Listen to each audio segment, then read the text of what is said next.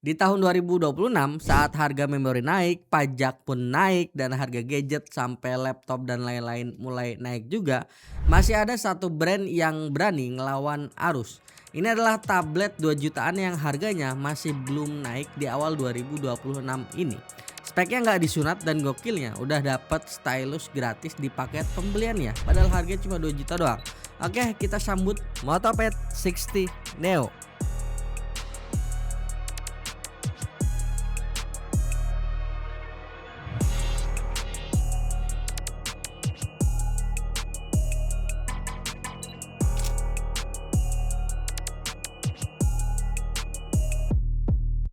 Kita mulai dari looks dan feel-nya dulu ya. Pas pertama kali gua pegang, impresi gua, ini beneran 2 jutaan. Material bodinya udah metal, solid, kerasa dingin-dingin gimana gitu loh. Build quality-nya berasa premium dan nggak kopong. Dimensinya juga pas di tangan 254,5 kali 166,1 mm. Ini tipis banget, enak buat diteng-teng kemana-mana atau dimasukin ke tote bag anak skena gitu kan. Tapi ada satu hal yang unik atau mungkin cost cutting soal warna. Tablet ini cuma punya warna satu doang variannya, cuma Malibu Blue doang, alias warnanya tuh biru-biru laut gitu. Seger iya, cuma ya kita dipaksa suka warna biru. Tapi to be fair, warnanya emang eye catching banget dan nggak ngebosenin, jadi kelihatan fresh gitu loh. Nah ini yang bikin gua respect sama Motorola ya. Pertanggal 14 Januari 2026 saat brand lain udah mulai koreksi harga karena alasan inflasi lah, kurs dolar, memory shortage dan lain-lain. Motopad 60 Neo ini masih anteng di angka 2,8 jutaan di official store. Kalau non official gue temuin di beberapa toko itu bisa di bawahnya sih, 2,5, 2,6 bahkan bisa dapat. Dan jujur gue berharap mereka konsisten nahan harga segini sampai stoknya habis. Jangan sampai tiba-tiba naik karena ditimbun gitu kan, kayak fenomena pas Covid waktu itu, GPU ditimbun sama scalper gitu kan. Jangan sampai gitu kan. Lanjut ke bagian port I/O. Di sini kita nemuin beberapa port yang terbilang cukup oke. Ada satu headphone jack atau mic combo jack, audio combo jack 3,5 mm. Ada juga satu slot micro SD card. Jadi ini bisa dipakai buat para content creator juga mindah-mindahin data dari handphone ataupun kamera ke drive yang lain. Dan ada satu USB-C yang sayangnya ini USB-C-nya masih USB 2.0 doang. Kenapa dia kasih USB 2.0 di tahun 2026? Jelas karena budget dan biar bisa pangkas biaya produksi, biar harganya tetap ketekan dan mereka tetap cuan gitu kan. Imbasnya apa penggunaan USB itu ini? Ya kalau mau pindahin data yang giga-giganya gede gitu kan dari PC ke tablet ini pakai kabel, ya mungkin siap-siap aja nunggu kopian datanya tuh lama gitu kan. Transfer speednya emang nggak ngebut, tapi untungnya dia udah support charging di port yang sama dan itu hitungannya charging yang nggak lambat-lambat banget. Begitu teman-teman. Masuk ke joran utama, tablet ini ditenagai sama MediaTek Dimensity 6300. Spesifikasinya fabrikasi 6 nanometer dengan konfigurasi 8 core yang punya 2 kali Cortex A76 2,4 GHz buat performance core-nya dan 6 kali Cortex A55 2 GHz buat efficiency core-nya. Jadi kalau misalnya scrolling TikTok doang gitu kan, ini ya pakainya yang e-core ya, bukan yang performance core-nya begitu teman-teman.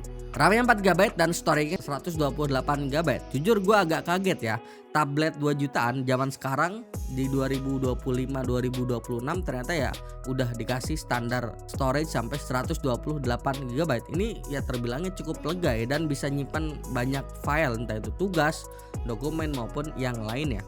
By the way, lo sadar nggak? Dari tadi gue bilang si MediaTek Dimensity-nya tuh SoC ya, System on Chip, bukan prosesor ataupun CPU doang. Banyak orang salah kaprah nyamain ini kayak PC. Kalau di PC prosesor CPU itu kerjanya ya cuma mikir logika doang. Kalau mau nampilin gambar butuh GPU ataupun VGA lah ya zaman dulu ya. Mau connect internet butuh LAN card ataupun WiFi card ataupun modem kayak gitu-gitu lah ya. Mau denger suara ya butuh sound card. Semuanya misah-misah di motherboard yang gede, boros tempat, boros listrik. Nah, karena tablet dan HP itu tipis dan gak memungkinkan buat dipasangin motherboard yang segede gitu, lahirlah konsep SoC. Bayangin SoC itu kayak satu kantor serbaguna dalam satu gedung kecil ukuran kuku jari kelingking. Di dalam gedung silikon sekecil itu udah ada tim yang lengkap. CPU ini bosnya yang ngurusin manajemen tugas dan hitung-hitungan logika. GPU ini desainer grafisnya yang ngerender game biar lebih mulus. Ada juga ISP, Image Signal Processing, ini fotografernya yang ngolah data mentah dari kamera jadi foto cakep buat Instagram. Terus ada juga modem, ini kurirnya yang ngurusin sinyal 4G, 5G dan Wi-Fi. Ada juga NPU, Neural Processing Unit. Ini anak magang jenius yang khusus ngerjain tugas AI. Semuanya duduk bareng di satu meja yang sama. Efeknya apa? Komunikasi data antar mereka jadi super ngebut dan jauh lebih hemat daya dibanding PC. Itulah kenapa disebutnya sistem on chip. Satu sistem utuh, atau kalau mata kuliah teknik elektro dulu di gua ya, itu ada namanya sistem chipset tunggal. Nah, ini kurang lebih penjelasan SoC. Terus kenapa Motorola masih pakai SoC Dimensity 6300 di tablet keluaran 2025 padahal si chip ini rilis di April 2024? Jawabannya simpel, balik lagi, pertimbangan price to performance. Support layar 90Hz, irit daya tapi harganya nggak bikin tablet jadi loncat ke 4 jutaan harganya. Dimensity 6300 adalah salah satu yang sweet spotnya. Dia bukan chip flagship, tapi dia chip yang tahu diri dan bisa diandelin buat penggunaan harian. Sekarang kita bahas layar. Di website resminya mungkin kalian akan lihat tulisan Pantone Curated Color.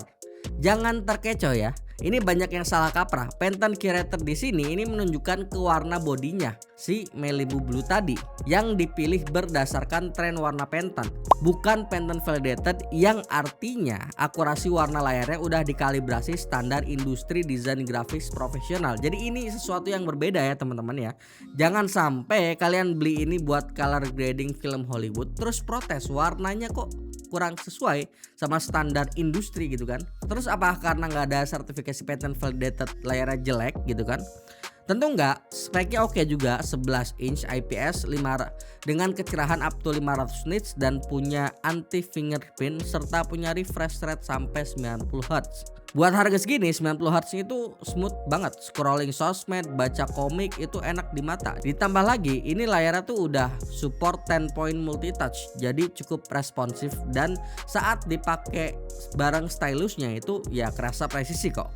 Dan star of the show-nya, Motopen yang udah include di box ini pas gua tes buat sketching ataupun nulis catatan atau bisa juga dipakai buat circle to search, responsivitasnya oke punya, nggak yang delay parah sampai bikin emosi gitu kan.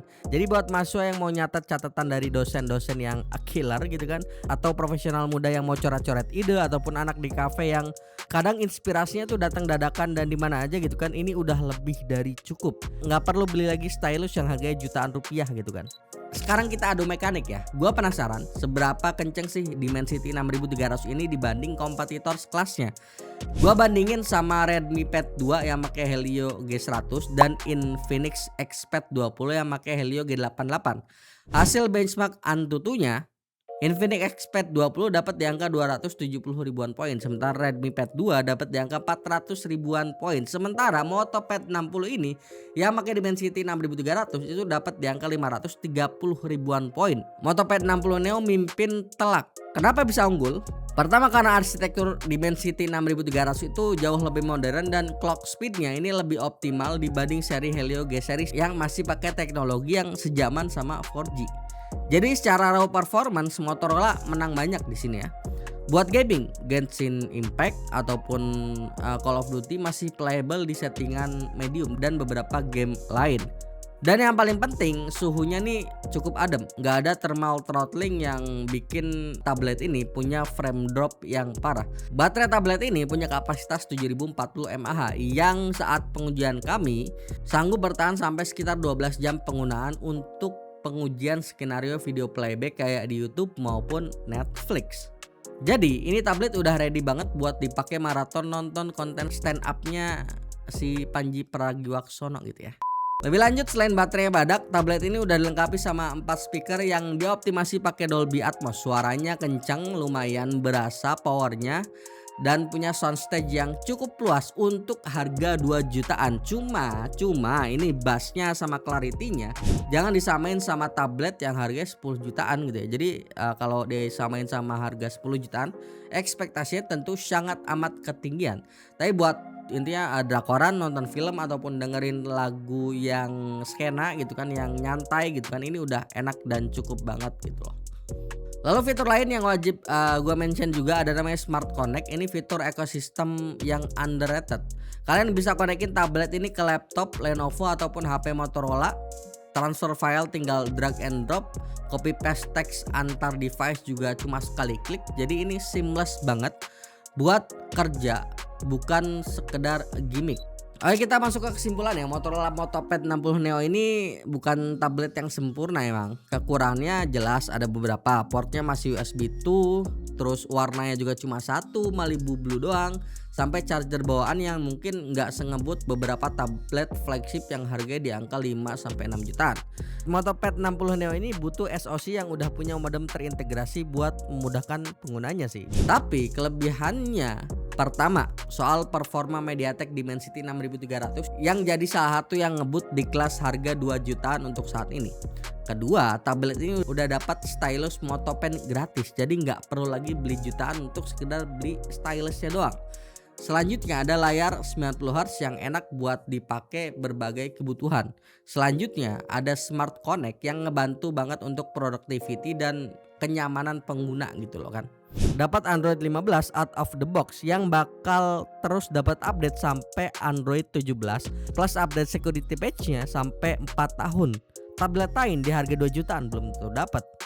So tablet ini cocok untuk siapa? Cocok untuk para pelajar mungkin atau mahasiswa yang butuh tablet buat tugas dan hiburan, ataupun buat orang kantoran yang butuh secondary device yang murah tapi ya nggak murahan, masih bisa dipakai untuk banyak kebutuhan gitu kan. Dan buat kaum menang mending yang pengen performa maksimal dengan budget ya UMR Jogja gitu kan, kecil ya di angka 2 jutaan gitu kan, ini bakal cocok. Buat kalian yang tertarik sama tablet ini, seluruh lini Moto Pad 60 series ini udah bisa dibeli secara offline di Lenovo Offline Store terdekat. Khusus buat Moto Pad 60 Neo, sekarang tersedia paket bundling spesial termasuk cash selama persediaan masih ada, yang bisa lu cek langsung di e-commerce favorit kalian, mana aja lah terserah. Dan tenang aja soal layanan purna jual atau garansi, karena setiap pembelian Moto Pad 60 series udah termasuk garansi resmi 1 tahun dengan sistem carry in yang bisa langsung dibawa ke Lenovo Service Center terdekat di daerah kalian masing-masing. Dan itu aja, sekian review dari gua. Jangan lupa like, share, dan subscribe. Jangan lupa juga buat bayar pajak biar pejabat di negeri kita makin makmur. Maksudnya negara kita yang makin makmur. Oke, sekian dulu, gue Yusril. Sampai jumpa di video selanjutnya. Udah, sampai sini aja videonya.